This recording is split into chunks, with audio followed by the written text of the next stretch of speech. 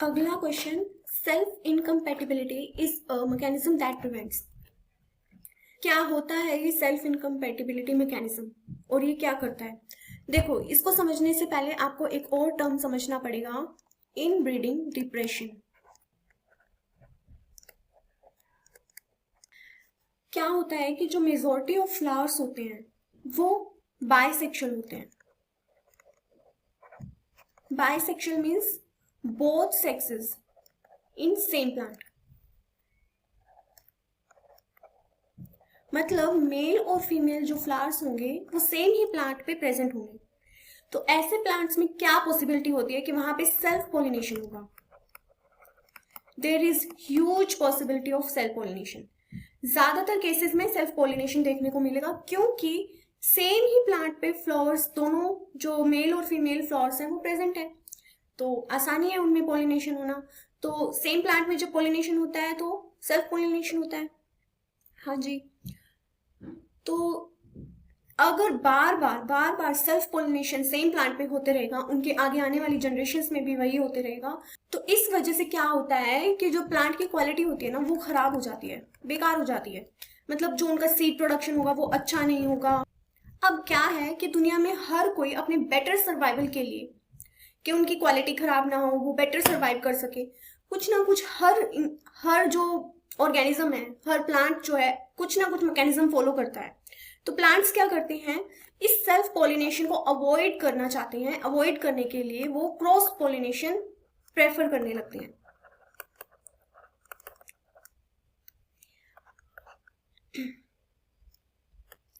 और ये करने के बहुत सारे तरीके हो सकते हैं, उनमें से एक तरीका है सेल्फ इनकम्पैटिबिलिटी।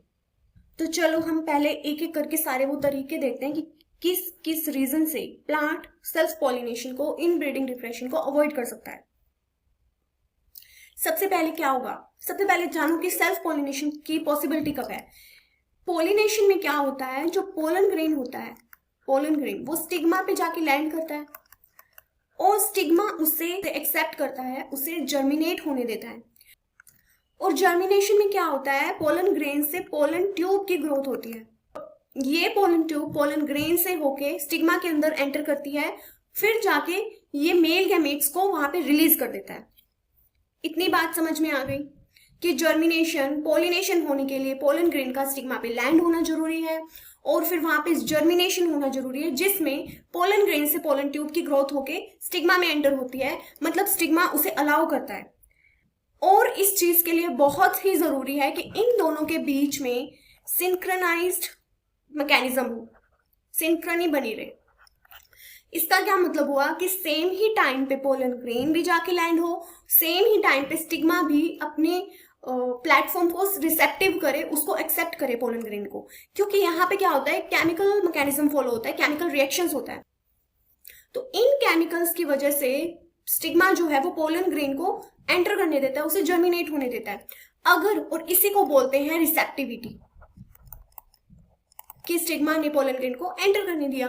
अगर ये इस रिसेप्टिविटी, जब जब स्टिग्मा रिसेप्टिव है उस टाइम पे पोलन ग्रेन ही नहीं आया, पोलन ग्रेन ही लैंड नहीं हुआ, तो भी यहाँ पे पॉलिनेशन नहीं होगा।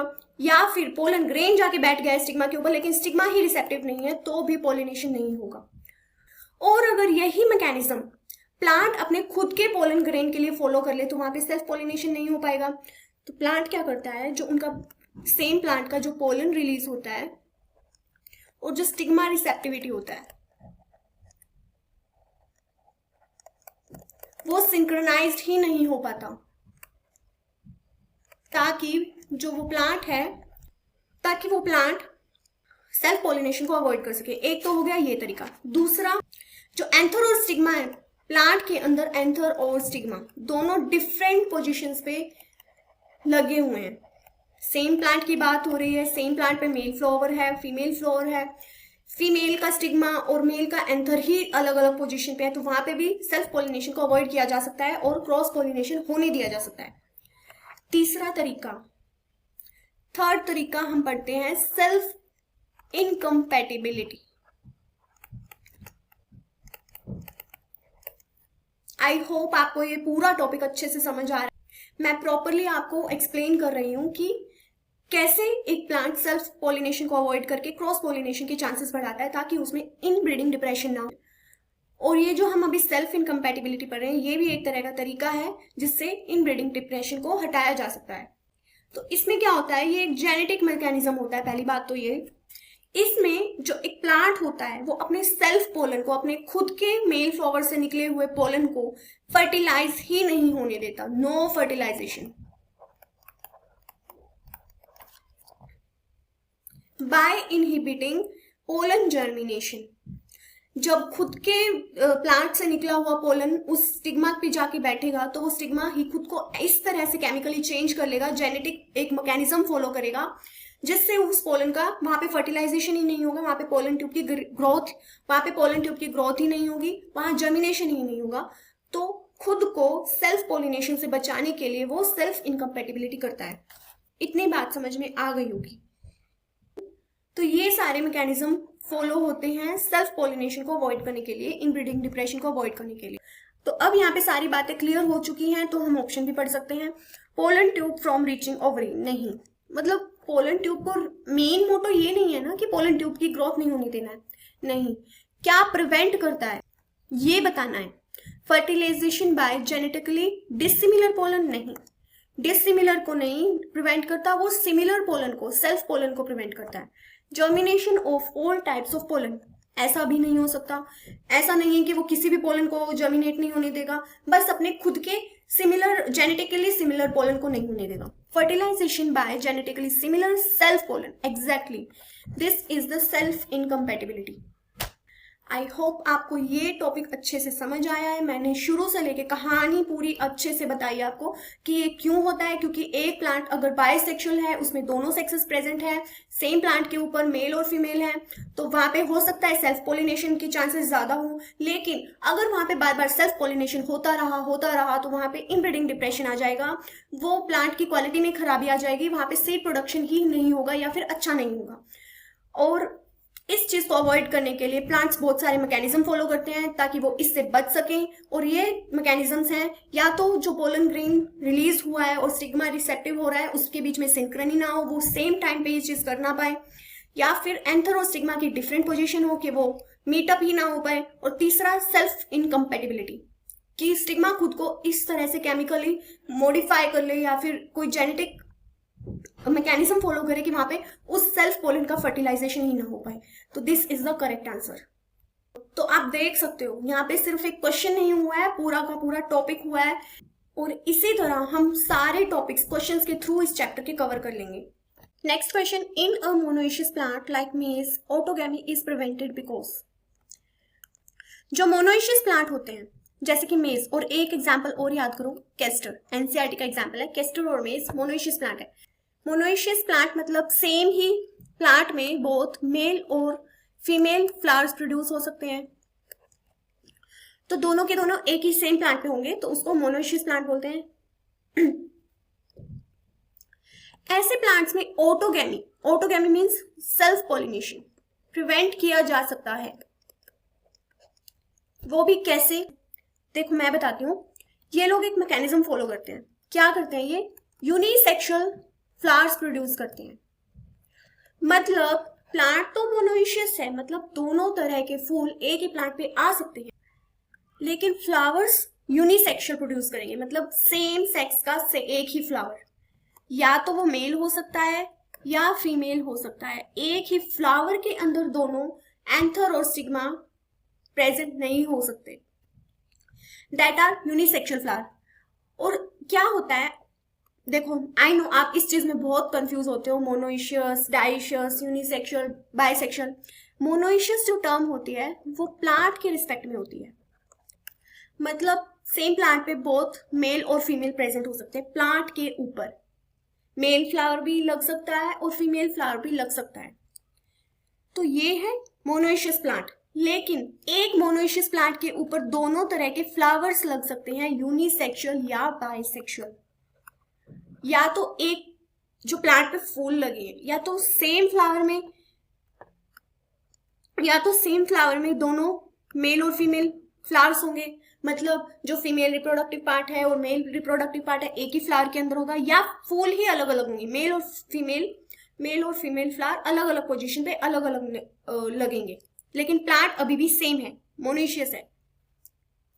तो एक मोनोइशियस प्लांट दोनों तरह के फ्लावर्स प्रोड्यूस करता है, लेकिन अगर वो प्लांट बाइसेक्सुअल प्रोड्यूस करेगा और सेम ही फ्लावर के अंदर बहुत मेल फीमेल होंगे, तो वहां पे सेल्फ पॉलिनेशन तो होगा ही होगा, वहां पे बहुत ज्यादा हाई चांसेस है, एक ही फ्लावर के अंदर है, बिल्कुल पास पास है, उसे अवॉइड करना मुश्किल हो सकता है। लेकिन जो मोनोइशियस प्लांट है वो अगर यूनिसेक्सुअल फ्लावर प्रोड्यूस करे, मतलब मान लो मैं यहाँ पे एक प्लांट का एग्जांपल ले रही हूँ, मान लो ये एक मोनोइशियस प्लांट है और ये स्टेम बनाया, ये रूट्स बनाया, जस्ट फॉर एक्सप्लेनेशन। यहाँ पे तो लगा है मेल फ्लावर और कहीं और ऊपर नीचे कहीं किसी और ही पोजीशन पे लगा है फीमेल फ्लावर, तो एक ही प्लांट ने दोनों मेल और फीमेल फ्लावर्स प्रोड्यूस किए, लेकिन ये किस तरह का प्लांट हुआ, ये यूनिसेक्सुअल हुआ, क्योंकि ये सेम फ्लावर के अंदर मेल फीमेल को नहीं डाल रहा, अलग अलग है, दैट आर यूनिसेक्सुअल। अगर इसी प्लांट पे क्या हो, एक फ्लावर प्रोड्यूस हुआ, उसी में मेल है उसी में फीमेल है, तो ये क्या हुआ, बाइसेक्सुअल फ्लावर हो गया। तो बाइसेक्सुअल फ्लावर में सेल्फ पॉलिनेशन को कंट्रोल करना ज्यादा मुश्किल है, लेकिन अगर फ्लावर यूनिसेक्सुअल प्रोड्यूस हो रहे हैं तो बचाया जा सकता है ऑटोगैमी को, सेल्फ पॉलिनेशन को। लेकिन हाँ, यहाँ पे क्रॉस पॉलिनेशन तो होगा ही, अगर सेल्फ नहीं होने दे रहे तो क्रॉस होगा, लेकिन यहाँ पे जिटोनोगैमी को प्रिवेंट नहीं किया जा सकता, ये सिर्फ ऑटोगैमी को प्रिवेंट करेगा। इसको क्यों नहीं किया जा सकता, क्योंकि जिटोनोगैमी में क्या होता है, सेम प्लांट होता है और सेम प्लांट पे दोनों फ्लावर होते हैं, ये आपको पहले से पता है, ये हमने प्रीवियस क्वेश्चंस में ये बात पूरी अच्छे से डिस्कस की है। अब सेम प्लांट पे तो दोनों प्रेजेंट है, तो जिटोनोगैमी में क्रॉस पॉलिनेशन तो होगा, लेकिन ये फीमेल फ्लावर को ये मेल फ्लावर पॉलिनेट तो कर सकता है, हाँ, थ्रू क्रॉस पॉलिनेशन, और ये जेनेटिकली सिमिलर भी हो गया, तो यहाँ पे जिटोनोगैमी प्रिवेंट नहीं होगी। लेकिन एक ही फ्लावर के अंदर दोनों तो नहीं डाले, उनके बीच में, एक ही फ्लावर के बीच में पॉलिनेशन होने से रोका जा रहा है, हाँ, क्योंकि यहाँ पे ऑटोगैमी नहीं हो पा रही है, सेम फ्लावर के अंदर नहीं हो पा रहा है। ऑटोगैमी सेम फ्लावर में होता है और जिटोनोगैमी सेम प्लांट में होता है। I hope you all are clear with this concept. तो यहां से एक बार ये प्लांट्स को रिमूव करते हैं। तो इस तरह से मोनोइशियस प्लांट यूनिसेक्सुअल फ्लावर्स को प्रोड्यूस करके ऑटोगैमी को प्रिवेंट कर लेता है। तो let's read options. Flowers are unisexual, anthers and stigma on the same flower, no, same flower में नहीं होते, स्टिग्मा इज नॉट रिसेप्टिव, ये भी बात नहीं है, pollen is sterile, no, flowers are unisexual, वो यूनिसेक्सुअल फ्लावर्स को प्रोड्यूस करके ऑटोगैमी प्रिवेंट करता है। अब यहाँ पे मुझे छोटा सा करेक्शन पिछले क्वेश्चन में, प्रीवियस क्वेश्चन में भी करना पड़ेगा। मैंने यहाँ पे बाइसेक्सुअल को यहाँ पे प्लांट लिख दिया और मैं यही एक्सप्लेन करना चाह रही थी, लेकिन गलती से मैंने प्लांट को एक्सप्लेन कर दिया। Bisexual means same flower. अब तो आप खुद भी करेक्ट कर सकते हो कि यहाँ पे बोथ सेक्सेस सेम फ्लावर के अंदर प्रेजेंट है, तो वहां पे सेल्फ पॉलिनेशन होने लगेगा, बार बार सेल्फ पॉलिनेशन से इनब्रीडिंग डिप्रेशन आएगा। उसको प्रिवेंट करने के लिए क्रॉस लगाया कि प्रिवेंट करना है, अवॉइड करने के लिए क्रॉस पॉलिनेशन करवाना है। बाकी चीजें बिल्कुल क्लियर होनी चाहिए आपको। अगला question, pollen pistol interaction includes all of the following except. Pollen pistol interaction में क्या क्या इवेंट्स होते हैं और कौन सा इनमें से नहीं होता है। तो चलो पोलन पिस्टल इंट्रैक्शन को पहले समझते हैं। इसमें क्या होता है, पोलन और पिस्टल के बीच में इंट्रैक्शन, इतनी बात तो हमें टर्म को देख के समझ आ रही है, पोलन पिस्टल इंट्रैक्शन। अब क्या होता है, मैं यहाँ पे एक पिस्टल बनाती हूँ, ये एक स्टिग्मा है, ये style, and this is ovary, ovary के अंदर ओव्यूल, ये है स्टिग्मा, दिस इज स्टाइल, ये ओवरी, ये ओव्यूल, और यहाँ पे एक्सेल और सेंट्रल सेल। एक बार के लिए बस एक्सेल मेंशन करते हैं। इसमें क्या होता है, एक पोलन है, मान लो ये पोलन आया और यहाँ पे स्टिग्मा पे लैंड किया, यहाँ पे आ गया पोलन, इसके पास मेल गैमीट्स हैं, ओके। अब क्या होगा, पहले ये स्टिग्मा इस पोलन को रिकॉग्नाइज करेगा कि ये उसके कंपैटिबल है या नहीं। अब इसका मतलब क्या हुआ, यहाँ पे पोलन को हम लिख सकते हैं, ये दो टाइप का हो सकता है किसी भी एक पिस्टल के लिए। ये पूरा स्ट्रक्चर किसका हुआ, पिस्टल का। तो किसी भी पिस्टल के लिए पोलन दो टाइप का हो सकता है, कंपैटिबल या फिर हम इसे बोल सकते हैं राइट टाइप का, और दूसरा इनकम्पैटिबल या फिर रॉन्ग टाइप का। अब आपको इतनी बात तो पता है कि जो मान लो प्लांट की कोई एक स्पीशीज है, इस स्पीशीज के प्लांट को इसी के टाइप का इसी स्पीशीज वाला पोलन आके फर्टिलाइज कर सकता है, तभी तो सीड बनेगा। फॉर एग्जाम्पल ये मैंगो का प्लांट है, तो मैंगो के प्लांट पे मैंगो के ही सीड लगेंगे, तो ये पोलन भी मैंगो का ही आया होगा। ऐसा तो नहीं कि एप्पल वाला पोलन आके मैंगो को फर्टिलाइज कर दे और फिर कोई और सीड बन जाए, नहीं। This thing is called as compatibility. वो उसी के टाइप का उसी स्पीशीज का राइट टाइप का पोलन है तो कंपैटिबल है। अगर कोई और भी, अब ऐसा भी नहीं है कि पॉलिनेशन में क्या है कि पोलन ग्रेन आके स्टिग्मा पे आ रहा है, लैंड कर रहा है, तो पॉलिनेशन में जरूरी नहीं है कि सेम स्पीशीज का ही पोलन ग्रेन आके लैंड करे, कोई और भी आ सकता है, तो that would be incompatible for that pistil. ठीक है, अब पोलन का टाइप पता करने के बाद क्या होगा, पोलन जर्मिनेशन में क्या होता है, अब ये पोलन यहाँ पे लैंड हो गया, अब ये क्या करेगा, यहाँ से एक पोलन ट्यूब की ग्रोथ होगी ऐसे, और ये ऐसे करते करते यहाँ ओव्यूल तक पहुंच जाएगी, और ये ओवरी के अंदर अपनी ये जो मेल गैमेट्स है इनको रिलीज कर देगा। This is pollen germination. लेकिन अभी तक क्या हुआ है, बस पोलन से ट्यूब निकली है और ये मेल गैमेट्स जाके ओवरी के अंदर रिलीज हुए हैं, लेकिन अभी फर्टिलाइजेशन नहीं हुआ। तो सबसे पहले रिकॉग्निशन हुआ कि किस टाइप का पोलन है, इसका जर्मिनेशन करवाना है या नहीं करवाना। सेकंड, उसके बाद जर्मिनेशन हुआ। इतनी चीज हुई पोलन पिस्टिल इंटरेक्शन के अंदर। लेकिन फर्टिलाइजेशन जो है वो post pollen pistil interaction event है। पोस्ट पोलन मतलब क्या हुआ, ये इंटरेक्शन होने के बाद में फर्टिलाइजेशन है, वो पोस्ट इवेंट की कैटेगरी में आता है। तो this is an post event. लेकिन इंटरेक्शन के दौरान सिर्फ रिकॉग्नाइज होता है और जर्मिनेशन होता है। तो इसका आंसर हुआ, और हमें ये बताना है कि कौन कौन से इवेंट पोलन पिस्टिल इंटरेक्शन में आते हैं, एक्सेप्ट किसको छोड़ के, तो फर्टिलाइजेशन को छोड़ के pollen germination, recognition of compatible pollen और पोलन ट्यूब ग्रोथ, ये सब पोलन पिस्टिल इंटरेक्शन में आते हैं। So this is the right answer. अगला question, filiform apparatus plays a role in, बहुत ही इजी और सिंपल क्वेश्चन है ये, इसमें ज्यादा एक्सप्लेनेशन की भी जरूरत नहीं है।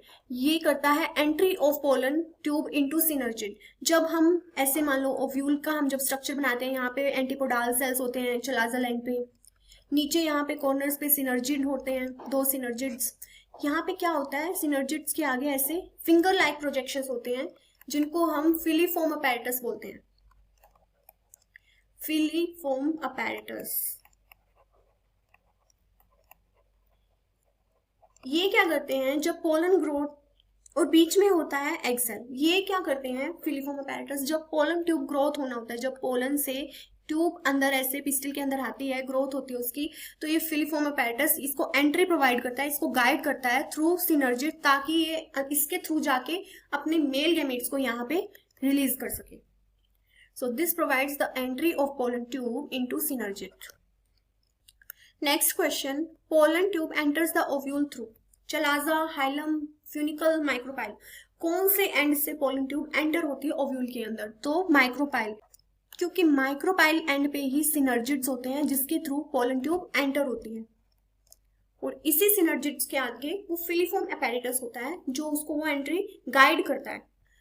So micropyle and is the correct answer.